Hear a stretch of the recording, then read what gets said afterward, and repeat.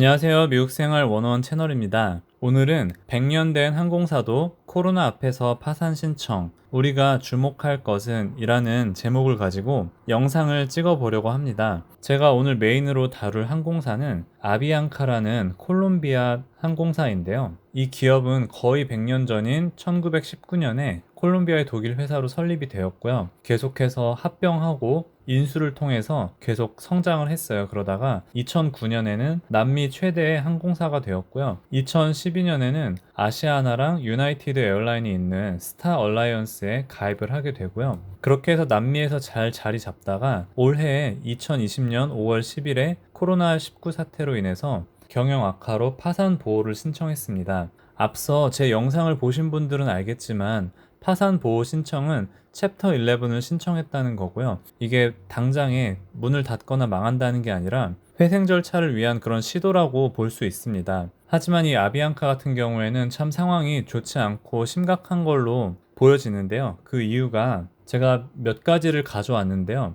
우리가 여기에서 주목해야 될 부분은 이 팬데믹 기간에 첫 번째로 부도가 날 수 있는 그런 항공사라는 그런 가능성이 있고요. 그렇기 때문에 우리가 주목할 점이고, 그리고 지금 비즈니스 악화로 인해서 직원들에게 급여를 주지 못하는 상황이고요. 이 아비앙카 같은 경우에는 한 번 파산 신청 후에 재기에 성공했어요. 이 2000년대 초반에 파산을 했었는데 다행히 볼리비아 출신 갑부인 이분한테서 도움을 받아서 재기에 성공을 합니다. 하지만 최근 6년을 볼 때 주가만 놓고 보면 18불에서 88센트, 즉 거의 한 20배 가량 주가가 하락했고요. 그리고 지금도 앞으로도 어려운 게 주요 메인 허브인 콜롬비아나 엘살바도르 그리고 페루가 지금 오퍼레이션을 지금 못하고 있는 상태고요. 그리고 콜롬비아 자체가 그 코로나 바이러스로 인한 락다운을 연장함에 따라서 그로 인해 오는 뭐 티켓 취소라든지 그런 것도 생기고 있습니다. 그리고 그리고 페루 안에서 이 오퍼레이션 자체도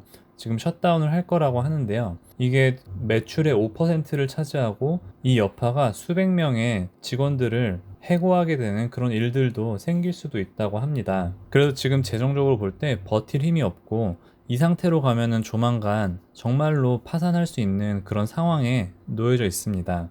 여기 보시면 여러분들이 잘 아시는 아메리칸 에어라인, 델타 에어라인, 그리고 유나이티드 에어라인이 있는데요. 이런 큰 기업들도 한때는 파산 신청을 했었고 나중에서야 파산에서 벗어날 수 있었는데요. 여기서 흥미로운 점은 아메리칸 에어라인이 US 에어웨이즈를 12월 9일, 2013년 12월 9일에 인수를 했어요.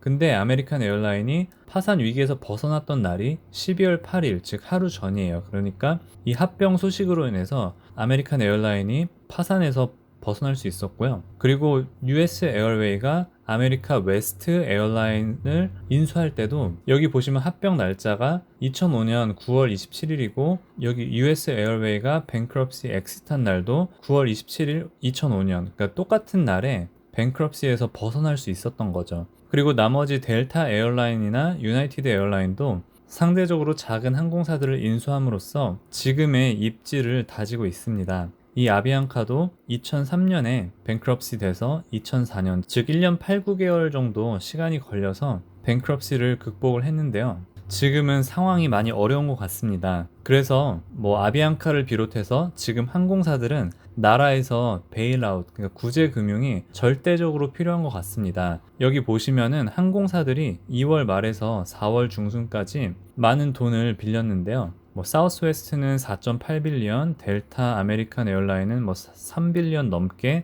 유나이티드도 한 2.7빌리언 이렇게 빌렸는데요. 이게 뭐 나라에서 대준 금액들도 있고 아니면은 뎨 파이낸싱을 통해서도 얻은 금액인데, 아무튼 이런 대형 기업들도 그렇고 조금 중소 항공사들도 지금 캐시를 외부에서 지금 들이고 있고요. 사실 이러한 이유로 정부에서도 되게 적극적으로 돈을 풀고 했기 때문에 이들이 지금 챕터 11을 신청하지 않았지만 그래도 어느 정도 현재로서는 꾸려나갈 수 있는 여지가 있는 것 같습니다. 앞서 봤던 것처럼 작은 항공사들이 어려우면은 큰 항공사들이 합병을 할 기회들이 생기고 이 기회들을 전화위복으로 삼아서 메이저급 항공사로 거듭나는 경우도 앞서 봤고요. 하지만 예전과는 다르다라는 견해도 있어요. 옛날에는 방금 봤던 것처럼 기업들이 어려웠던 시기가 각각 다른데 지금 이 산업 자체가 위험하고 예를 들어 여행도 잘 안 가고 출장도 잘 안 가고 최대한 비행기 타는 것도 줄이고 하는 이 시점에서 예전과는 또 다른 모습도 분명히 있고요.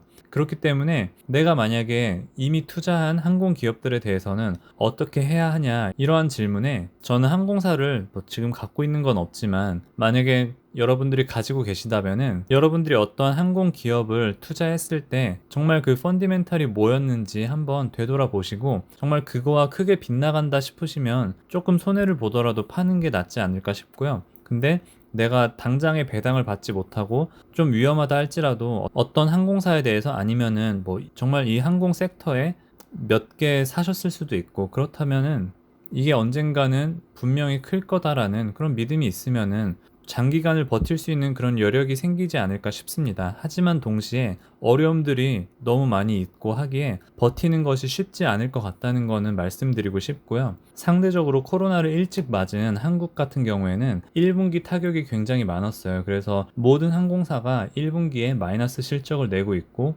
미국 같은 경우에는 1분기가 안 좋았고 2분기가 진짜다라고 하시는 분들도 있고 여러 견해들이 있는데 앞으로 매출도 많이 안 좋을 거기 때문에 오늘 제가 영상을 통해서 얘기했던 내용 특히 이 아비앙카의 사례를 통해서 내가 관심 있는 항공 기업 아니면 내가 이미 투자한 기업들이 이런 아비앙카의 파산 보호 신청 수순을 거칠 수 있는지 한번 여러분들이 알아보셔도 되고 한번 가늠을 해보시고 내가 직접 더 갖고 있어야 할지 팔아야 할지 또 결정하시는데 또 도움이 되는 그런 영상이 되길 바라면서 오늘 영상은 여기까지 마치겠습니다.